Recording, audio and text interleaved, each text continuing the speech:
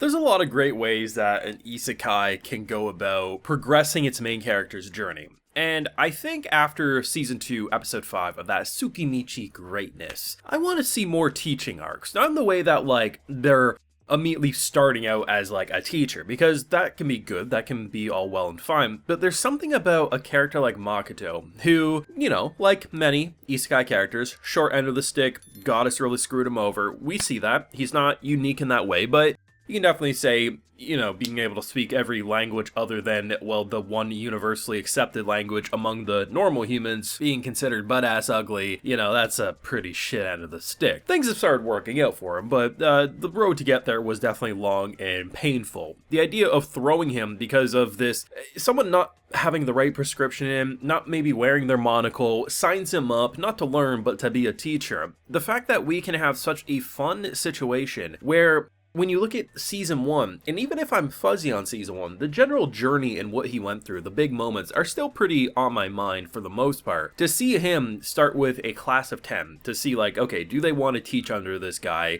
who they're saying if he's ugly, we don't want to be around him. Creepy, or he's not, seems like he knows what he's doing, we're out of here. And out of 10, 5 decided to stick with him, which is actually pretty impressive. If you would have told a Tsukimichi fan first 3 to 6 episodes of season 1 that by season 2, episode 5, he would be accepted by at least 5 normal-looking humans in this world, you know, not many people are gonna believe you. But the pacing to get to this point actually feels really good. And I kind of wish more isekai would throw their main character into the deep end like this for a second time. Not in the way that he immediately just plummets and he feels like he's drowning, but rather they put him into a situation he doesn't really fit in with, but actually he's doing a really good job. He has a lot to learn about being a teacher, of course, there's no ifs, ands, or buts about that, but I actually think the idea of what he said about how, okay, listen, you guys can use this element and a little bit of this, that's all well and good. What happens when your main element goes away? You're gonna die on the battlefield. He knows about the hell and pain that this world has. So the idea that he's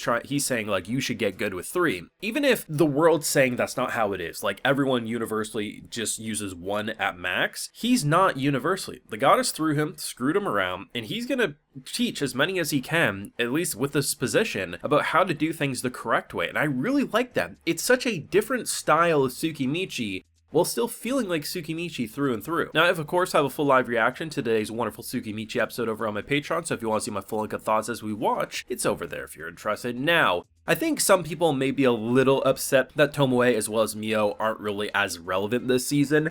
For me, it doesn't bother. I haven't seen a lot of hate, but I have seen some people say they miss. Now, we still do get to see them, what they're up to. I think, you know, honestly, Mia trying to learn how to cook. If she managed to learn how to cook properly, she'll do what Shion from Slime couldn't do, which is not poison someone no matter how hard they try. Power to her. I mean, she talks about how like she usually just like loses those like little eye things in the sweet potatoes, whatever they were. I'm pretty sure she was cutting them into the skin and they were breaking apart, causing for horrible flavor. That's just my theory. And honestly, I like the fact that as much as I like those two and as much as they were kind of the all-stars in season 1, the thing for me is I actually much prefer having them separated from her boy, because it lets for our boy Makoto to really start something new and give Shiki a character who definitely deserves the spotlight. Because if we're going to introduce at least 5 characters right now for a class that he's teaching, we have the bullies from the previous episode who, honestly, I wasn't alone. Most people said the obvious outcome was that they were going to be in his class. So far anyway, they avoided the obvious predictable thing of the people who come to his class are the ones he kicked their ass of. Instead, right now, we're actually dealing with 5 very interesting characters with their own characteristics, quirks, and unique character designs. Could this man eventually join into the class? Of course,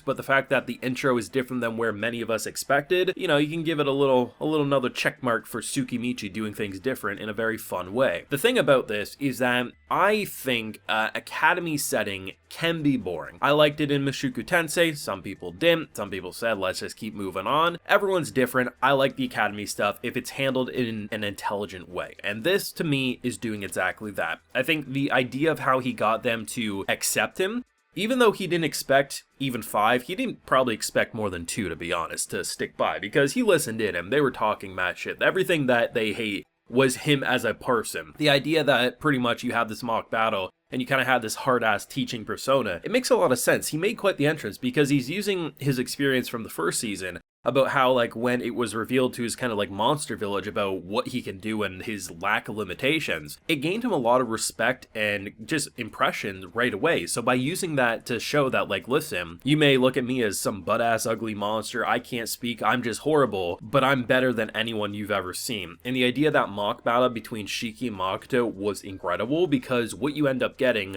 was something that was very flashy, very visually stimulating, but most importantly, it shows them why you want to stick by. Now, of course, not everyone's gonna like that. 3 of the girls, 2 of the guys pretty much noped out of there, and honestly, it's understandable. It kind of looked like demon lords going at it. One of them actually got hurt, and surprisingly, the one who got hurt was the one who stuck by out of the girls group, which was a nice change of pace of what you would expect. But the idea that, you know, just all that shit talking, realizing that this is who they were shit talking, we need to learn from him, even if he's different, even if he's not your normal style teacher. The fact that, you know, he went out of his way to only start with 10. He wants to start with a small group and build his way up. For each student, 10 silver. It's just a formula that works, in my opinion. You have some of, like, the flirtatious and funny moments, like the girl pretty much, like, being, well, very worried because Shiki was such a gentleman, healed her, and then ultimately she vomited in front of him. Like, listen, girl, if you can't vomit in front of your crush and your crush isn't, you know, there to take care of you, then he's never going to be with you anyway, so if anything, you're just getting shit out of the way. Not that I think she has a shot, but you know what, I'm rooting for a deep down inside. Do your best, girl, goddamn.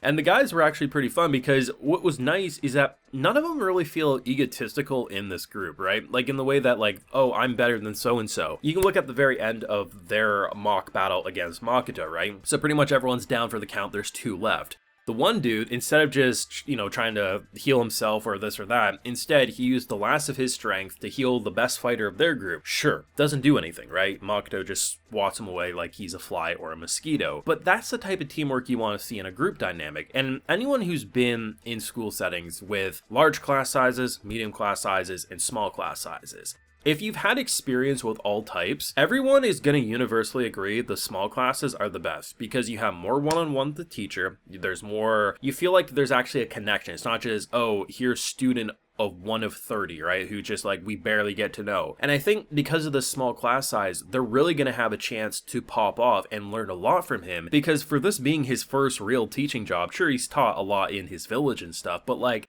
a proper education role, it's going to allow him to really learn about a situation that he thought he had no skills for, but he has a lot to teach this world, and I think these 5, they seem eager to learn, which is more you can say for probably most of the people in that school. Now, of course, we have the whole antagonist plotline. I mean, at the end of the episode, one of the teachers is fucking around trying to find out, and obviously we have the student stuff, we have some teacher stuff, and honestly, just a lot of people trying to poke the bear. Unfortunately for them, they don't know the bear, that being Makoto, can kill a fool if he really needs to, and he does have a savage side when push comes to shove. So don't mess with his students, that's all I'm saying, because I know there's going to be a few dumbasses who will, and they're going to lose a limb or 2 if they attempt to. So let me know what you thought of this week's episode of Tsukimichi. I personally love it, but let me know what you're feeling down below. Leave a like if you enjoyed, subscribe if you're new around here, of course, ring that bell, and like I mentioned, we have that full live reaction over on my Patreon, and hey, while you're over there, I'll also give you a video shout out. So today we have Terry, Cyber Joker, WTF, Tobias Reinhold, Jonas Wellbeing, James Usher, and Morning Coffee. So I appreciate the support, everyone. Please take care and have a good one.